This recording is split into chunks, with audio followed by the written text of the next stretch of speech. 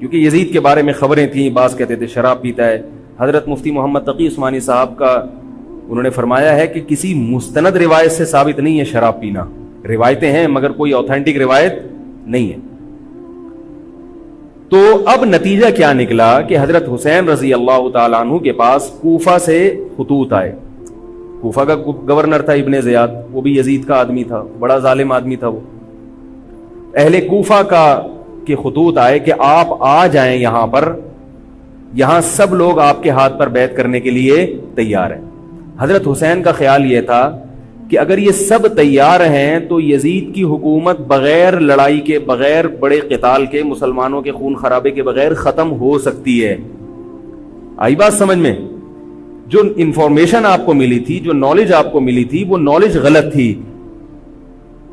اگر وہ نالج صحیح ہوتی تو حضرت حسین کبھی کربلا کی طرف رخ نہ کرتے، کیونکہ حضرت حسین کا موقف بھی یہی تھا کہ مسلمانوں کی تلواریں آپس میں نہ چلیں.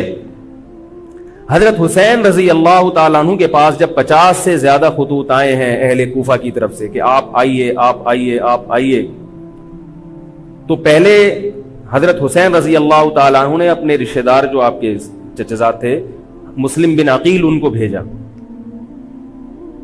نتیجہ کیا نکلا؟ مسلم بن عقیل کا وہاں پر حکومت نے گرفتار کر کے ان کو قتل کر دیا. اب یہ ایک ایسا ظلم تھا جس کے ظاہر ہے کہ کسی کو سفیر بنا کے بھیجا جائے، کسی کو حال احوال دیکھنے کے لیے بھیجا جائے، اور حضرت حسین کی نیت ہرگز بغاوت کی نہیں تھی. مگر کوفہ کے گورنر کو اور یزید کو یہ خیال تھا کہ خلافت کے اصل اہل یقیناً یہی ہیں. کہیں ایسا تو نہیں ہے کہ یہ امیر بننا چاہتے ہیں، یہ خلیفہ بننا چاہتے ہیں. ایک خوف اس کے دل میں بیٹھ گیا تھا، ایک لاشعور میں خوف ہوتا ہے نا، انسان کے دل میں بیٹھ جاتا ہے کہ آپ 100 دفعہ بھی کہیں بھی میری یہ نیت نہیں ہے، مگر وہ ڈر رہا ہوتا ہے کہ یار یہ کچھ کر نہ لیں. تو جب مسلم بن عقیل کو شہید کیا گیا، حضرت حسین رضی اللہ تعالیٰ عنہ جا چکے تھے. جب حضرت حسین رضی اللہ تعالیٰ عنہ کوفہ کی طرف جا رہے تھے، بہت سارے صحابہ نے آپ کو منع کیا، جن میں عبداللہ ابن عمر رضی اللہ تعالیٰ عنہ بھی تھے، عبداللہ ابن عباس رضی اللہ تعالیٰ عنہ بھی، کہ آپ یہ کام نہ کریں. بعض نے تو کہا کہ ہمیں آپ کی شہادت کا یقین ہے، کیونکہ جس حالات میں آپ جا رہے ہیں حکومت یہ سمجھے گی کہ بغاوت کرنے آ رہے ہیں، لہذا وہ آپ کو کیا کرے گی؟ اس بیس پہ قتل نہیں کرے گی کہ آپ نواسہ رسول ہیں، کیونکہ وہ بھی مسلمان تھے. اس بیس پہ قتل کرے گی کہ آپ کی نیت کیا ہے؟ حکومت کے خلاف بغاوت.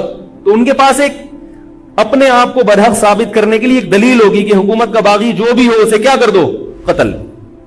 رسول اللہ صلی اللہ علیہ وسلم نے فرمایا، صحیح حدیث ہے، کہ جب مسلمان کسی ایک امیر پہ جمع ہو جائیں تو اس کے خلاف جو بھی اٹھے، نبی نے فرمایا اس کو قتل کر دو، کائنم من کان، چاہے وہ اس کے خلاف اٹھنے والا کتنا ہی نیک کیوں نہ ہو. یہ حدیث کے الفاظ ہیں.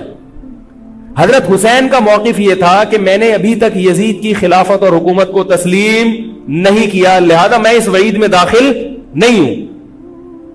اب ہوا یہ ہے کہ حضرت حسین رضی اللہ تعالیٰ عنہ جب گئے ہیں اور کربلا کے مقام پہ پہنچے ہیں تو وہاں آپ رضی اللہ تعالیٰ عنہ کو مسلم بن عقیل کی شہادت کا بھی پتہ چلا، اور اندازہ ہوا، میں بہت شارٹ کر کے سنا رہا ہوں، اندازہ ہوا کہ حالات ایسے نہیں ہیں جیسے میں سمجھ رہا تھا. عبید اللہ جو ابن زیاد تھا بدبخت، اس نے حضرت حسین کو یہ کہا کہ بغیر کسی شرط کے حضرت حسین کو گرفتار کر کے لاؤ اور میرے ہاتھ پر بیعت کراؤ. یہ رسول اللہ صلی اللہ علیہ وسلم کے نواسے کی توہین تھی کہ آپ صلی اللہ علیہ وسلم کے نواسے ہیں اور ان کے ساتھ ایسے معاملہ کیا جائے جیسے ایک عام شخص کے ساتھ معاملہ کرتے ہیں. ان کو گرفتار کر کے معاذ اللہ گھسیٹ کے لاؤ اور میرے ہاتھ پر بیعت پر کیا کرو، ان کو مجبور کرو. حضرت حسین رضی اللہ تعالیٰ عنہ کا کربلا کے میدان میں موقف یہ تھا کہ میں اگر بیعت ہوں گا تو ڈائریکٹ یزید کے ہاتھ پہ بیعت ہوں گا جو مسلمانوں کا خلیفہ ہے، ابن زیاد کے ہاتھ پر بیعت نہیں ہوں گا. یہ بھی اس تاریخ کا ایک اہم پہلو ہے کہ حضرت حسین نے کوفہ جانے کا ارادہ ترک کر دیا اور کربلا سے شام جانے کا آپ رضی اللہ تعالیٰ عنہ نے ارادہ کر لیا. اور بعض مورخین نے لکھا ہے کہ حضرت حسین جو واپس آ رہے تھے تو وہ کربلا سے گزر رہے تھے، وہ واپسی کا راستہ ہی شام کا راستہ ہے. نہیں یاری بات میرا خیال سمجھ. وہ جس ٹریک پر چل رہے تھے وہ راستہ کون سا ہے؟ وہ شام کو جاتا ہے. یہ اس کی علامت ہے کہ آپ یزید سے ملاقات کے لیے، مذاکرات کے لیے تیار، بولو بھائی، ہو چکے تھے. کہ میں خود براہ راست یزید سے مل کے حال احوال دیکھتا ہوں، اگر مجھے سمجھ میں آئے تو میں اس کے ہاتھ میں بیعت ہو جاؤں گا. حضرت حسین رضی اللہ تعالی عنہ کا مقصد حکومت کے خلاف تلوار اٹھانا، بولو بھائی، نہیں تھا، ورنہ وہ اس کے لیے تیار نہ ہوتے. مگر جو ابن زیاد تھا اس نے حضرت حسین رضی اللہ تعالی عنہ اور آپ کے ساتھ جتنے اہل بیت تھے ان پر ظلم یہ کیا اس بدبخت نے کہ اس نے انہیں شام جانے کا راستہ نہیں دیا، اور اس میں اپنی توہین محسوس کی کہ میرے ہاتھ پر بیعت کیوں نہیں ہو رہے، اور لشکر بھیجا جس لشکر نے چاروں طرف سے حضرت حسین رضی اللہ تعالیٰ عنہ کو گھیرا. حضرت حسین نے کہا کہ میں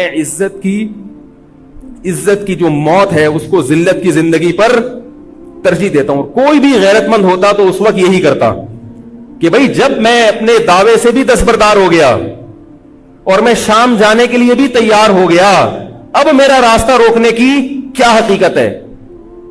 اللہ تعالی کوفہ کے گورنر کے ذریعے حضرت حسین کا قتل کروانا چاہتے تھے تاکہ اس کی بدبختی ساری دنیا کے سامنے ظاہر ہو جائے. اگر حضرت حسین پھر بھی تلوار چلاتے، پھر بھی لڑتے، تو حضرت حسین پر یہ الزام لگایا جا سکتا تھا کہ معاذ اللہ آپ باغیوں میں ہیں. تو اللہ تعالیٰ نے اپنے نبی کے نواسے کو اس الزام سے محفوظ رکھا اور آپ نے لڑائی کا ارادہ ترک کر دیا. حضرت حسین نے کربلا کے میدان میں جو لڑائی لڑی ہے وہ اقدامی لڑائی نہیں تھی، وہ دفاعی لڑائی تھی. دیکھو جب حکومت آپ کو گھیر لے چاروں طرف سے، آپ کہیں ٹھیک ہے بھائی میں لڑائی سے دستبردار ہوتا ہوں، مجھے میرے گھر جانے دو. حضرت حسین کا ایک مطالبہ یہ بھی تھا کہ یا تو مجھے واپس جانے دو مدینہ، میں جہاں سے آیا ہوں وہیں جا رہا ہوں واپس، مکہ جانے دو یا مدینہ جانے دو. ان کا ایک مطالبہ تھا کہ نہیں، ان کو گرفتار کر کے لاؤ اور زبردستی ہمارے ہاتھ پر بیعت کراؤ. یہ ظلم تھا. نتیجہ کیا نکلا ہے کہ کربلا کے میدان میں آپ کو گھیر کر آپ کو بھی شہید کر دیا گیا، اور جتنے اہل بیت تھے مرد سوائے امام زین العابدین کے جو حضرت حسین رضی اللہ، حضرت حسن کے بیٹے تھے، ان کے علاوہ جتنے بھی اہل بیت تھے ان سب کو قتل کر دیا گیا.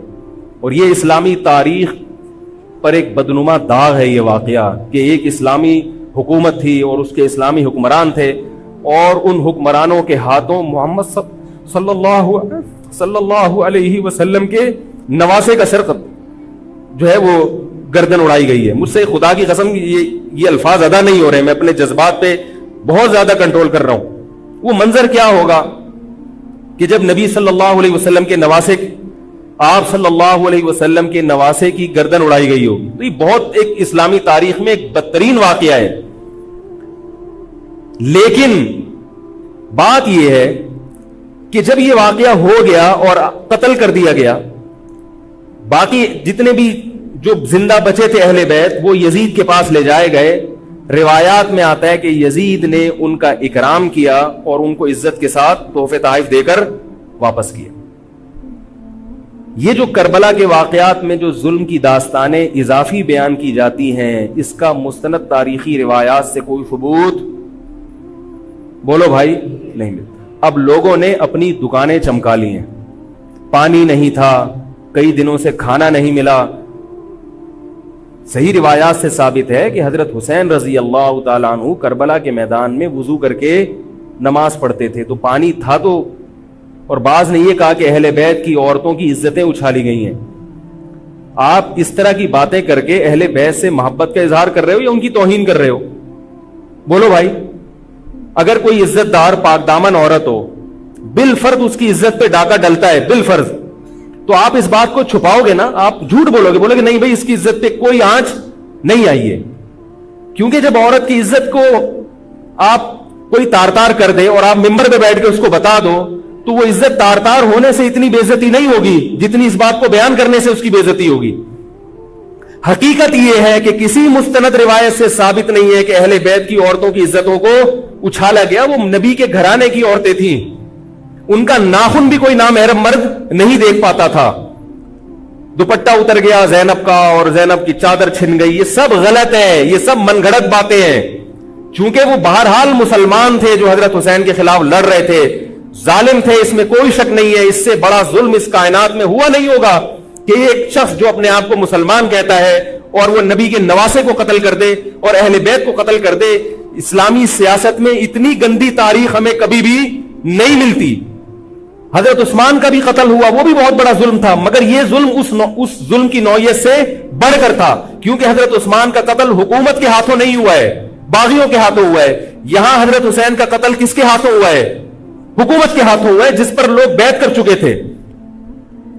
تو یہ اسلامی تاریخ میں ایک بہت بڑا بدنما داغ ہے, مگر اس کو بیان جس انداز سے کیا جاتا ہے اور جتنے قصے کہانیاں من گھڑت سنائے جاتے ہیں ان کا حقیقت سے تعلق نہیں ہے. ہماری نظر میں چاہے پانی بند کیا ہو یا نہیں کیا ہو, کھانا ملا ہو یا نہیں ملا ہو, ہماری نظر میں حضرت حسین رضی اللہ تعالی عنہ کا سر قلم کر دینا ہی کائنات کا بدترین ظلم ہے.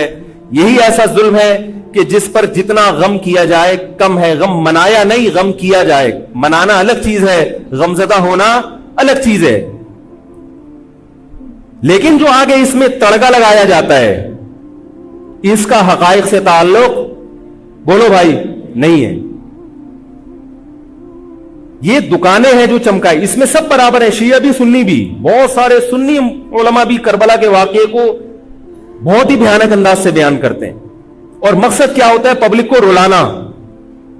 ایک رونا وہ ہوتا ہے جو خود سے آئے, اور ایک رونا ہوتا ہے باقاعدہ آپ کو آرڈر پہ رونے کے لیے اور رلانے کے لیے بلایا جائے. وہ رمضان میں نے بتایا تھا نا کہ میں نے ختم قرآن پہ دعا کی تو مجھے رونا آ گیا, بہت زیادہ رونا آیا. اگلے دن ایک صاحب کہنے لگے مولوی صاحب آج بھی ایسی ایک دعا ہو جائے. میں نے کہا میں آرڈر پہ نہیں روتا, میں آرڈر پہ نہیں روتا. اب تو آ بھی رہا ہوگا تو نہیں آئے گا. نہ انسان کسی کے مشورے سے ہنس سکتا ہے اور نہ انسان کسی کے مشورے سے رو. اگر آپ کسی کے مشورے پہ رو رہے ہیں اس کا مطلب ڈرامے بازی. آپ کو فلم کا ایکٹر ہونا چاہیے, آپ کو ڈرامے جوائن کرنے چاہیے, وہاں آپ اچھے چل سکتے ہیں. جیسے کہ ہمارے ایک مشہور اسکالر ہیں, ان کے بارے میں لوگ یہ کہتے ہیں ان کو فلموں میں ہونا چاہیے تھا, پتہ نہیں یہ جیو پہ کیوں آ رہے ہیں. وہ آرڈر پہ روتے بھی ہیں, آرڈر پہ. اب چونکہ یوٹیوب کا دور ہے, میں پہلے جو کربلا کے واقعات جو لوگ بیان کرتے ہیں ان کی تقریریں نہیں سنتا تھا. اب کیا ہوتا ہے, بعض دفعہ بیٹھے ہوئے ہیں کہیں سفر پہ جا رہے ہیں تو یوٹیوب کی ویڈیو, ہم نے کہا چلو یار ہم بھی سن لیں. ایسی چہک چہک کے منہ بنا بنا کے گھما گھما کے تقریریں ہوتی ہیں, لگتا ہے کہ یہ باقاعدہ ایک ڈرامہ ہے, اداکار ہے, فنکار ہے جس کو ڈرامے بازی کے لیے یہاں. یہ حضرت حسین کی شہادت کو کیش کرا رہے ہیں. یہ حضرت حسین سے محبت کرنے والے نہیں ہیں, یہ ان کی شہادت کو دیکھو. اس کی مثال ایسے جیسے کوئی محلے میں مر گیا, کسی سیٹھ کا بیٹا مرا, اب آپ کو سیٹھ سے قرضہ چاہیے تو سب سے زیادہ آپ رو گے نا, تاکہ سیٹھ صاحب سمجھیں کہ محبت سب سے زیادہ کس کو ہے؟ آپ کو. تو آپ اس کی بیٹے کی موت کو کیا کرا رہے ہو؟ کیش کرا رہے ہو. بعض لوگ کسی کی شہادت کو کیش کراتے ہیں, کسی پہ ظلم کو کیش کراتے ہیں. تو میں پھر عرض کروں کہ بہت بدترین واقعہ ہے. حضرت حسین رضی اللہ تعالیٰ عنہ کا سر لے جایا گیا یزید کے پاس. یزید بدبخت نے چھڑی سے آپ کے ہونٹوں کو چھوا. وہاں صحابی رسول نے فرمایا کہ ایسا مت کرو. فرمایا اللہ کی قسم میں نے ان ہونٹوں پہ بارہا محمد صلی اللہ علیہ وسلم کے ہونٹ رکھے ہوئے دیکھا ہے. بارہا میں نے دیکھا ہے کہ محمد صلی اللہ علیہ وسلم نے ان ہونٹوں کا بوسہ لیا ہے. بارہا میں نے دیکھا ہے. ان صحابی کے دل پہ کیا گزر رہی ہوگی جو حضرت حسین کے ساتھ یہ حرکت دیکھ رہے ہوں گے, جبکہ اسی حسین کو انہوں نے بارہا نبی کی گود میں بھی دیکھا اور بارہا نبی کے ہونٹوں کو بھی ان ہونٹوں سے مس ہوتے ہوئے دیکھا. تو جب یہ سر ان کے سامنے رکھا ہوگا اور اس کے ساتھ یہ حرکت ہو رہی ہوگی, ان صحابی کے جذبات کیا ہوں گے. مگر اس کے باوجود جو بتانے کی بات ہے, جو میں بتانا چاہتا ہوں, انہوں نے یزید کے خلاف بغاوت نہیں کی کہ جس یزید نے حضرت حسین کا یہ حشر کر دیا ہو, اگر اس کے خلاف بغاوت ہوگی تو باقی مسلمانوں کا کیا حشر کرے گا. اس میں صبر کی تلقین بھی صحابہ نے بتائی ہے کہ حاکم کے مظالم کو برداشت کیا جائے, زبان سے اس کو ہائی لائٹ کیا جائے کہ غلط ہو رہا ہے, تلوار نہ اٹھائی جائے. بات نہیں آ رہی میرے خیال ہے سمجھ میں, کیونکہ آج ایک واقعہ ہوا ہے، ورنہ کربلا جیسے درجنوں اور واقعات ہو جائیں گے. تو صحابہ کرام کی سیرت میں ہمیں ہر طرح کے اسباق ملتے ہیں. تو میں یہ عرض کر رہا تھا کہ یہ ہے وہ کربلا کا واقعہ جس کا میں نے آپ کو خلاصہ بیان کیا. اس کے بعد کیا ہوا ہے کہ یہ جو بنو امیہ کی حکومت تھی، اس کی وہ ویلیو صحابہ کرام کے دل میں نہ رہی جو پہلے کسی حد تک برقرار تھی. یہ بہت ایک حکومت کے خلاف لوگوں کے دل میں بغض پیدا ہو گیا اور بالآخر بغاوتیں شروع ہوئیں. لیکن جمہور صحابہ کا موقف پھر بھی یہی تھا کہ حکومت کے خلاف بغاوت جائز، بولو بھائی، نہیں. اور اسی طرح کے ظالم لوگ آتے رہے اور انہی کی اولادوں میں بنو امیہ میں اللہ نے پھر عمر ابن عبدالعزیز کو پیدا کیا. عمر ابن عبدالعزیز بھی انہی ظالم لوگوں کی اولاد تھے، مگر اسلام چونکہ قیامت تک رہنے کے لیے آیا ہے تو اللہ کو اپنا دین محبوب ہے، اللہ غیب سے انتظام کرتے ہیں. عمر ابن عبدالعزیز جیسے ہی حکومت میں آئے ہیں، خلیفہ بنے ہیں، آپ رضی اللہ تعالی عنہ نے وہ بنو امیہ کی جو جاہلانہ چیزیں تھیں ان سب کو ختم کر دیا. حکومتی ملکیت کو جو ذاتی خزانہ لوگ سمجھنا شروع کر دیا تھا اس کو ختم کیا. عمر بن عبدالعزیز کی ایک تاریخ ہے، ان کو 5واں خلیفہ راشد کہا جاتا ہے. علم حدیث کو مرتب کیا گیا، فقہ کو مرتب کیا گیا، حدیث کا علم ضائع ہو رہا تھا. آپ نے حکم دیا کہ اکتب ما کان من حدیث رسول اللہ صلی اللہ علیہ وسلم فإنی اخاف ضیاع العلم والعلماء. فرمایا مجھے علم اور علماء کے ضائع ہونے کا خطرہ ہے، محمد صلی اللہ علیہ وسلم کی حدیثوں کو ریٹن فارم میں لایا جائے. تو باقاعدہ پھر حدیث کو باقاعدہ جمع کیا گیا کتابوں کی شکل میں، اور آج ہمارے پاس وہ حدیث محفوظ ہیں. فقہاء کرام کا دور آیا تو اللہ تعالیٰ نے حضرت عمر بن عبدالعزیز کے دور میں امت کو الحمدللہ دوبارہ جمع کر دیا. عمر بن عبدالعزیز کے بعد پھر بغاوتیں ہوئیں، بالآخر بنو امیہ کی حکومت کا خاتمہ ہوا، بنو عباس کی حکومت آئی. مگر بنو عباس کی حکومت آنے سے بنو امیہ کی حکومت مکمل ختم نہیں ہوئی. وہی ہوا کہ آپ نے اچھی نیت سے بغاوت کی مگر اس کا نقصان زیادہ. وہ کیا ہوا؟ بنو امیہ بھاگ گئے، اندلس میں حکومت قائم کر لی، اور ادھر بنو عباس کی. تو یہ تاریخ میں پہلا واقعہ تھا کہ اسلامی خلافت 2 حصوں میں ڈیوائیڈ ہو گئی. اس کے بعد آج تک ایک جگہ مسلمان جمع نہیں ہو سکے. کیوں؟ مسلمانوں نے اس حدیث کی مخالفت کی کہ امیر کے خلاف بغاوت، بولو بھائی، نہیں کرو. اب میں آپ سے ایک بات کہتا ہوں کہ بالآخر ڈیوائیڈ ہوتے ہوتے ہوتے ہوتے آج پتہ نہیں کتنے سارے اسلامی ملک بن گئے. پاکستان میں الگ ہے، سعودی عرب کی پالیسیاں الگ ہیں، دبئی الگ چل رہا ہے، قطر اور سعودیہ کا پھڈا ختم نہیں ہو رہا. 1920 تک تو پھر بھی خلافت عثمانیہ تھی، اگرچہ پوری دنیا پہ نہیں تھی. ہندوستان میں الگ حکومت تھی، خلافت عثمانیہ الگ تھی، اندلس میں الگ حکومت تھی، مگر پھر بھی مسلمانوں کی 3-4 بڑی بڑی حکومتیں تھیں جو ایک اور کسی حد تک ان میں اتحاد تھا. 1920 میں وہ بھی ختم، اور اتنے سارے ممالک وجود میں آ گئے، سب کی الگ الگ پالیسیاں ہیں. اب جو آدمی خلافت کے نام پہ جہاد کی بات کرتا ہے وہ لوگوں کو ایک امیر پہ جمع نہیں کرے گا. جتنے ملک بن چکے ہیں نا، ان کو مزید توڑ کے اگر یہ 20 ہیں تو 40 بنا دے گا. ان کو بہت مشکل ہے سمجھانا بھائی. اب اگر کوئی کہتا ہے نا ظالم حاکم کے خلاف تحریک چلاؤ، آؤ ہمارے ساتھ مسلح بغاوت میں شامل ہو، ہم حکومت کے خلاف تلوار اٹھائیں گے، تو نتیجہ کیا نکلے گا؟ یہ سارے مل کے ایک امیر نہیں بن جائیں گے. یہ اگر 20 ہے نا تو کتنے ہو جائیں گے؟ بولو بھائی، 40. جیسے جو جماعت المسلمین بنی نا کہ 4 فقہ ہیں، حنفی، شافعی، مالکی، ہم نہیں مانتے، تو سب کو ختم کرو، ایک بناؤ. تو اس ایک بننے سے یہ ختم نہیں ہوئے، بلکہ 4 کے بعد کتنے آ گئے؟ 5 ہو گئے. نہیں آ رہی بات؟ میرا خیال آ رہی ہے الحمدللہ. اور بھی جو بھی اس کی باتیں کر رہے ہیں نا امت کو اتحاد کے لیے، آ جاؤ میرے پاس آ جاؤ، تو وہ 6واں بنا رہا ہے، 7واں بنا رہا ہے، پھر 8واں بنا رہا ہے، ایسے بنتے چلے جا رہے ہیں. او بھائی جو ہے وہاں بریک لگا دو، اللہ کا واسطہ روک دو ان کو. کوئی بات نہیں، 4 ہیں، جو جس کو فالو کرے ٹھیک ہے، کچھ نہیں ہوتا اس سے، ہمیشہ سے چلے آ رہے ہیں. تو اب اگر ایک خلیفہ نہیں ہے، ہونا تو چاہیے ایک ہی خلیفہ، نہیں ہے تو جو ہے اسی پہ گزارا کرو، ورنہ اس سے بھی جاؤ گے، اس سے بھی جاؤ گے. تمہاری کوئی مضبوط طاقت اور قوت ہوگی نہیں. کافر جب چاہے گا تمہیں ٹیشو پیپر کی طرح استعمال کر کے پھینک دے گا. تو کربلا کے واقعہ سے ہمیں کیا سبق ملتا ہے؟ علامہ ابن تیمیہ رحمہ اللہ تعالی فرماتے ہیں کہ جمہور صحابہ کی جو رائے تھی، حضرت حسین رضی اللہ تعالیٰ عنہ کی بھی اپنی ایک رائے تھی، مگر ابن تیمیہ رحمہ اللہ فرماتے ہیں کہ اگر حضرت حسین رضی اللہ تعالی عنہ کربلا کی طرف خروج نہ کرتے تو ابن تیمیہ کی رائے یہ ہے کہ یہ زیادہ بہتر تھا. اب آپ کہیں گے کہ صحابی رسول کی رائے سے اختلاف کر رہے ہیں. نہ وہ کہہ رہے ہیں وہ جو جمہور صحابہ تھے جو حضرت حسین کو منع کر رہے تھے وہ بھی تو صحابہ تھے.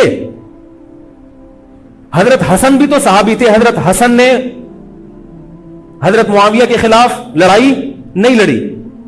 تو صحابہ کی دو رائے تھی, جمہور ایک طرف تھے. تو فرماتے ہیں اگر یہ نہ ہوتا تو زیادہ بہتر تھا. لیکن حضرت حسین رضی اللہ تعالی عنہ کے بارے میں ہمارا موقف یہ ہے کہ وہ یہ سب کچھ اس وقت کے جو حالات تھے اس میں کوئی بھی ہوتا اور غیرت مند ہوتا تو وہ یہ کرنے پر مجبور تھا. اور اس میں دھوکہ کس نے دیا حضرت حسین کو؟ اہل کوفہ نے, جس کا حضرت حسین کو علم نہیں ہو سکتا.